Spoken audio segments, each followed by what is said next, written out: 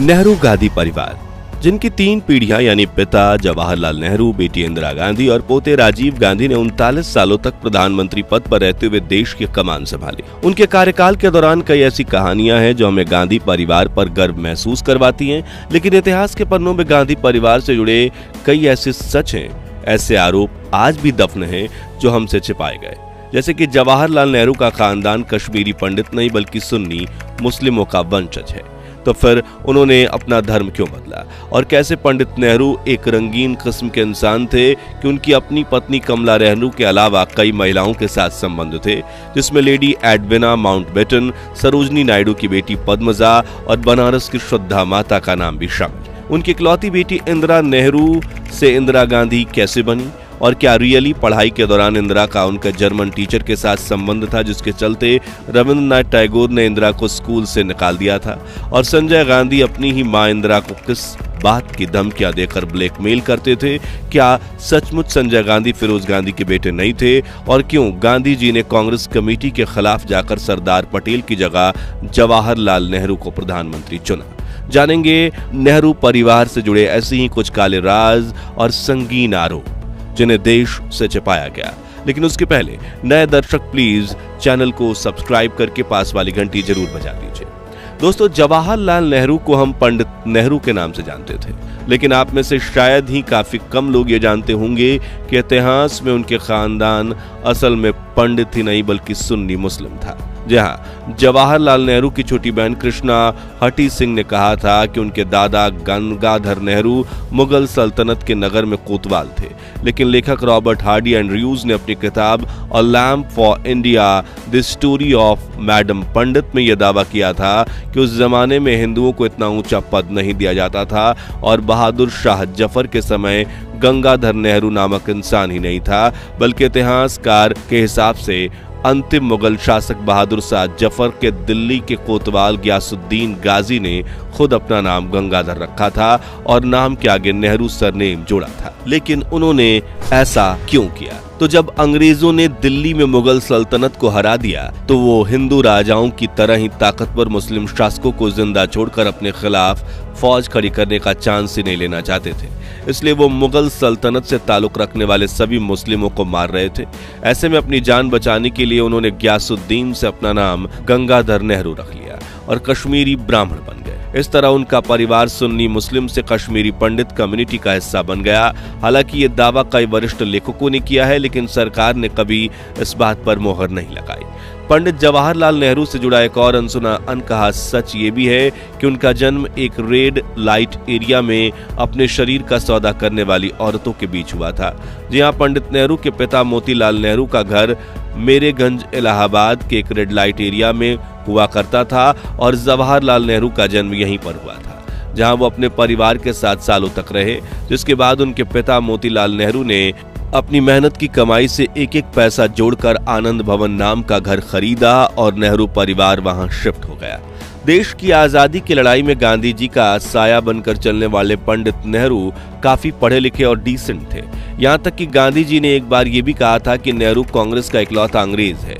लेकिन उनके बारे में लिखने वाले कई लोग कहते हैं कि पंडित नेहरू एक रंगीन किस्म के इंसान थे।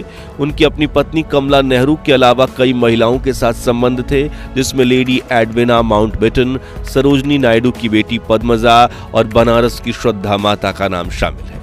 कहा जाता है कि 1949 में नेहरू जब लंदन गए तब एडविना के साथ उन्होंने उनके घर ब्रांड लैंड्स में एक वीकेंड गुजारा था, और 1960 में एडविना का जब निधन हुआ था तब वह नेहरू के पत्रों को दोबारा पढ़ रही थी, इसलिए उनके हाथ से छिटक कर वे जमीन पर गिरे पाए गए थे।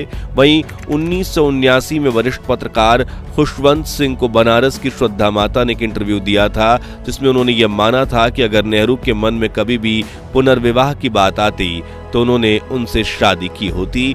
अब ये सच्चाई है या सिर्फ मनगढ़ंत बातें, इस बारे में तो अपनी राय हमें कमेंट्स में आप जरूर बताएंगे।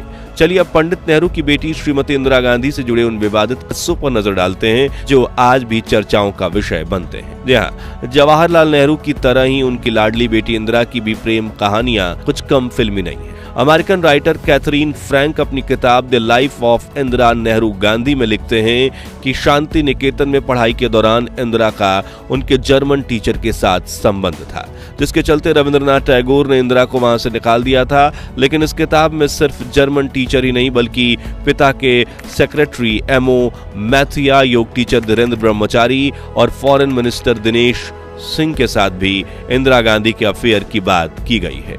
अब सच्चाई ये है कि यह किताब में लिखी बेफजूल की ये बातें हैं, इसका फैसला हम आप पर छोड़ते हैं। दोस्तों, कई लेखक फिरोज खान से इंदिरा गांधी की लव मैरिज को लेकर कहते हैं कि उस दौर में इंदिरा काफी अकेली पड़ गई थी। उनके पिता हमेशा घर से दूर रहते थे और मां बीमार। ऐसे में आनंद भवन में जरूरी सामान और शराब पहुंचाने का काम करने वाले मामूली कार्यकर्ता फिरोज खान ने उनके इस अकेलेपन का फायदा उठाया और सहानुभूति देकर उन्हें अपने प्यार में फंसा लिया।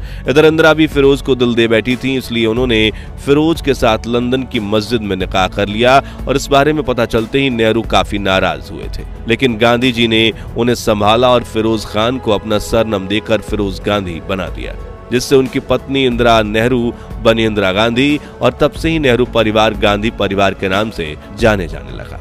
हालांकि इंदिरा गांधी को शादी के कुछ समय बाद ही अंदाजा लग गया कि फिरोज उनकी परिवार और पैसों के पीछे है, इसलिए राजीव गांधी के जन्म के कुछ समय बाद इंदिरा फिरोज से अलग हो गईं, मगर दोनों का तलाक नहीं हुआ। हालांकि फिरोज के बार बार पैसों की मांग और नेहरू की राजनीति में दखलंदाजी करने की वजह से जवाहरलाल नेहरू ने उनका अपने घर 3 मूर्ति भवन में आना जाना रुकवा दिया था। लेकिन फिरोज गांधी ने नेहरू और इंदिरा के नाक में दम कर रखा था, इसलिए लेखक एमओ मैथिया अपनी किताब रेमिनिसेंस ऑफ नेहरू एज में लिखते हैं कि 8 सितंबर 1980 के दिन जब फिरोज की मौत हुई थी तो नेहरू और इंदिरा काफी खुश थे।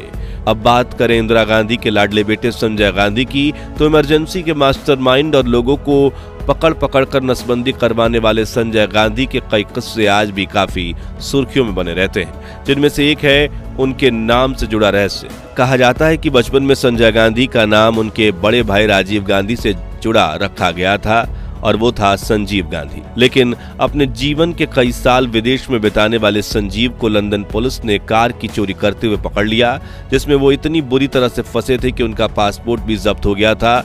लेकिन अपने नाना पंडित नेहरू और मां इंदिरा गांधी की पावर के चलते उन्हें लंदन में भारत के हाई कमिश्नर कृष्ण मोहन ने बिना देरी के छुड़वा लिया। लेकिन नए पासपोर्ट में इनका नाम संजीव गांधी की जगह संजय गांधी करवाना पड़ा। इस तरह संजीव बने संजय और भारत में आकर उन्होंने यही नाम इस्तेमाल करना शुरू कर दिया। गांधी परिवार को लेकर एक विवादित कहानी ये भी है कि संजय गांधी कई मौके पर अपनी मां इंदिरा गांधी को भी अपने गुनाह पर पर्दा डालने के लिए ब्लैकमेल किया करते थे। दरअसल कुछ पत्रकार बताते हैं कि संजय गांधी जो हैं वो फिरोज गांधी के बेटे नहीं थे और उन्हें अपने असली पिता का नाम पता चल गया था। इसी का फायदा उठाकर संजय अपनी मनमर्जी से कई उल्टी सीधी हरकतें किया करते थे, जैसे कि संजय गांधी की मेनका आनंद से हुई उनकी शादी भी संजय की गलतियों पर एक पर्दा ही था, जिसे लेकर मोहम्मद यूनुस अपनी किताब पर्सन्स, पैशन एंड पॉलिटिक्स में लिखते हैं कि संजय ने मुस्लिम तौर तरीके से मेनका से शादी की थी, वो भी इसलिए क्योंकि मेनका संजय के बच्चे की मां बनने वाली थी, जिसकी वजह से मेनका के पिता कर्नल तरन लोचन सिंह आनंद ने संजय गांधी को जान से मारने की धमकी दी थी और इस सब के चलते संजय गांधी को मेनका से शादी करनी पड़ी थी ताकि समाज में उनकी नाक ऊंची रह सके। लेकिन अब सवाल आता है कि आजादी के दौर में जवाहरलाल नेहरू का रंगीन मिजाज, इंदिरा गांधी की प्रेम कहानियां, इंदिरा फिरोज की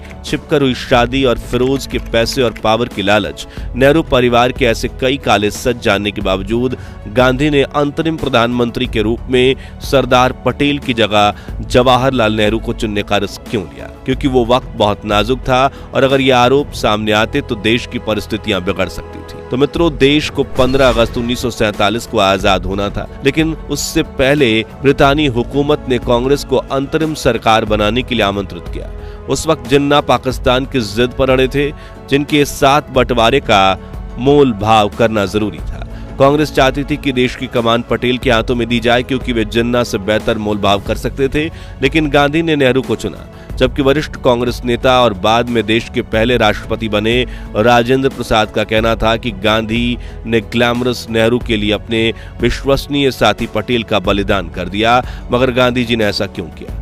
इसे समझने के लिए हमें 1946 की उस सभा पर नजर डालनी होगी जब कांग्रेस का अध्यक्ष चुना जाना था। पार्टी में सलाह मशवरा करने के बाद यह तय हुआ कि कांग्रेस की अध्यक्ष ही अंतरिम प्रधानमंत्री बनेगा। उस दौरान कांग्रेस के अध्यक्ष मौलाना अब्दुल कलाम आजाद थे, जो पिछले 6 साल से इस पद पर थे। अब उनके जाने का वक्त हो गया था, जिसे लेकर 20 अप्रैल 1946 के दिन गांधी जी ने मौलाना को पत्र लिखते हुए कहा कि आप एक वक्तव्य जारी करें कि अब मैं अध्यक्ष नहीं बने रहना चाहता।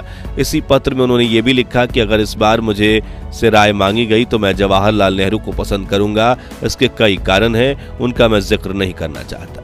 19 अप्रैल 1946 के दिन पार्टी का एक नया अध्यक्ष चुनने के लिए कार्य समिति की बैठक आयोजित की गई।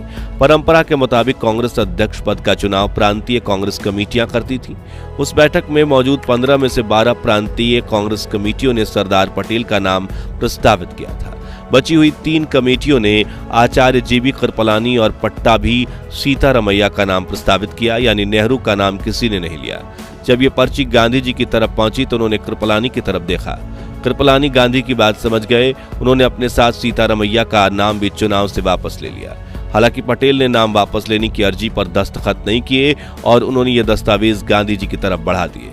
तभी गांधी नेहरू की तरफ देखकर बोले, जवाहर वर्किंग कमेटी के अलावा किसी भी प्रांतीय कांग्रेस कमेटी ने तुम्हारा नाम नहीं सुझाया, तुम्हें क्या कहना है। इस पर जवाहरलाल नेहरू खामोश रहे, जिस पर महात्मा गांधी ने एक बार फिर से वो कागजात सरदार पटेल की तरफ बढ़ा दिए। इस बार उन्होंने दस्तखत कर दिए, जिससे नेहरू निर्विरोध कांग्रेस के अध्यक्ष और देश के अंतरिम प्रधानमंत्री चुन लिए गए। लेकिन गांधी ने पटेल के साथ ऐसा क्यों किया? ये सवाल जब पत्रकार दुर्गादास ने गांधी जी से पूछा तो उन्होंने कहा कि जवाहर दूसरे नंबर पर आने के लिए कभी तैयार नहीं होंगे।